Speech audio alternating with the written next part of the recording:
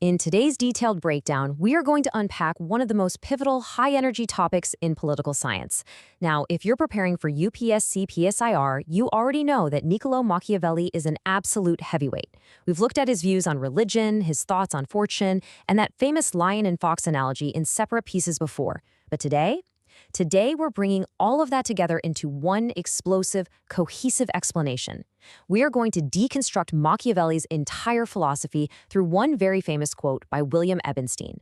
It's a quote that essentially acts as a master key, unlocking Machiavelli's entire worldview. Okay, let's dive into this. Here is our highly structured masterclass flow for today.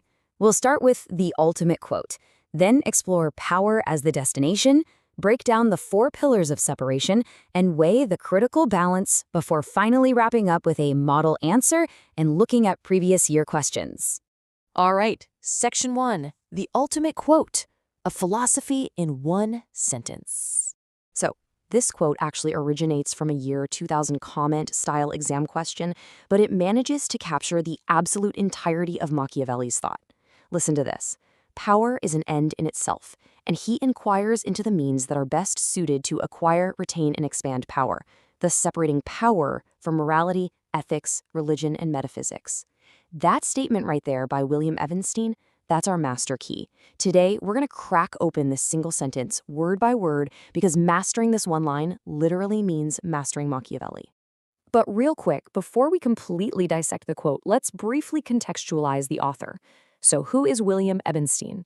He was a highly prominent American political scientist. His book, Great Political Thinkers, Plato to the Present, is pretty much a classic reference text in the field. The reason you see Ebenstein so heavily featured in exams like the UPSC is because of his unique ability to take incredibly vast, complex political philosophies and distill them down into concise, heavy-hitting sentences, exactly like the one we are analyzing today. Moving on to Section 2, Power as the Destination, the core argument. Let's break down the first half of that quote, and this brilliantly illustrates a massive historical shift. Think about the classical tradition of Plato and Aristotle. They viewed power merely as a means to an end. For them, it was just a tool you used to achieve justice, virtue, or the good life. But Machiavelli, he flips this completely upside down. For him, power is the ultimate end in itself. It is the final destination. It serves absolutely no higher moral purpose. In his view, you aren't getting power to do good, you are getting power simply to have power. Ebenstein specifically notes that Machiavelli inquires into the means to acquire, retain, and expand that power. Now, these 3 steps actually represent the entire structural blueprint of Machiavelli's famous book, The Prince. First up is acquisition. How do you get power? For this, Machiavelli points to the ruthless conquests of figures like Cesare Borgia. Second is retention. How do you keep it once you have it? Here, he introduces the strategy of balancing cruelty and mercy, famously advising the ruler to play the roles of both the lion and the fox. And third is expansion. How do you grow it? Well, you do that by building a strong army, establishing good laws, and maintaining the support of the public. Think of this as the ultimate pragmatic playbook. Up next is Section 3, the 4 pillars of separation, the autonomy of politics. All right, I need you to pay super close attention here, because differentiating these 4 specific concepts is exactly where the highest marks are scored in your exam. Whatever you do not treat these 4 words as synonyms. First is morality. These are societal values, like telling the truth. Machiavelli says a ruler should definitely appear moral to the public, but must never be rigidly bound by those morals behind the scenes. Second is ethics, the deeper philosophical framework of right and wrong, like Aristotle's theory of virtue. Machiavelli strips this entirely away, transforming politics into a completely autonomous practical discipline. Third, religion. Traditionally, this was viewed as divine truth, but Machiavelli separates it from power by treating religion purely as a tool of governance, what we call instrumentum regni. He points to Numa Pompilius to show how the mere appearance of religious devotion is incredibly useful for statecraft. And finally, metaphysics, the abstract questions of reality, like Plato's forms. Machiavelli ignores abstract ultimate truths entirely. He relies on empiricism, history, and real-world experience, basically just asking, okay, what actually works? Section 4, the critical balance. Is this separation absolute? Now, if you want to write a top-tier answer, you can't just blindly agree with Ebenstein's quote. You have to provide a critical counterweight. Let's look at the academics. George Sabian, for instance, largely supports this utilitarian view, but he contextualizes it. He argues Machiavelli's theory was, quote, narrowly local and narrowly dated, meaning it was born out of the sheer chaos of Italy at that specific time and their desperate need for unification. In contrast, Isaiah Berlin offers a really powerful counterargument. Berlin critiques this whole idea of total separation. He argues that Machiavelli didn't actually reject morality altogether.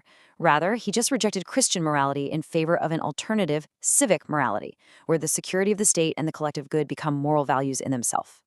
Now, what's really interesting about this is that Machiavelli's other major work, Discourses on Livy, actually softens a lot of the harshness we see in The Prince. In this text, we meet a Machiavelli who actively champions republicanism, liberty or libertà, and civic virtue, civic virtu. This is crucial because it proves his vision absolutely went way beyond just pure, ruthless, self-serving power. Let's move to Section 5, Masterclass, Model Answer Structure. Let's shift gears into the practical application phase. Here is your perfect blueprint for a 200-word, 10-marker exam answer based on everything we've just covered. For your introduction, you should directly state how Ebenstein perfectly captures Machiavelli, freeing politics from traditional frameworks. Then, in body paragraph 1, bring in your textual evidence. Cite The Prince, mention Cesare Borgia for power acquisition, and drop in the lion and fox analogy for attention. In body paragraph 2, detail that separation we talked about. Mention religion as a tool using Numa Pompilius, and highlight his empirical, non-metaphysical approach to history. Then, crucially, comes your counterargument. This is where you cite Discourses on Livy, mention civic virtue, and bring in Isaiah Berlin's concept of alternative civic morality to show you have balance. Finally, your conclusion. Summarize Machiavelli not as a guy who just created a moral void, but as the true founder of an independent empirical political discipline. Section 6, Previous Year Questions, Connecting the Dots. Let me show you exactly how mastering this single quote prepares you for multiple other exam questions. Just look at these past years. In 2003, they asked about Sabine's exact quote regarding Machiavelli being narrowly local and dated. In 2007, they asked for his overall importance in political thought. In 2012, there were questions on his empirical method as well as a comparison with Cottiglia's realism. If you've mastered today's breakdown, understanding how he separated power from religion, how he used empiricism over metaphysics, and the nuanced balance of his realism, you instantly have the ammunition you need to tackle every single one of these variations. So the crucial point we're taking away today is this. For Machiavelli, power is not a means to an end. It is the final destination. This one singular idea from Ebenstein's quote threads together Machiavelli's entire philosophical universe. It connects his views on religion, fortune, his raw realism, and his ultimate status as the father of modern political science. I'll leave you with this provocative thought to ponder. Is Machiavelli's ultimate destination truly just ruthless power?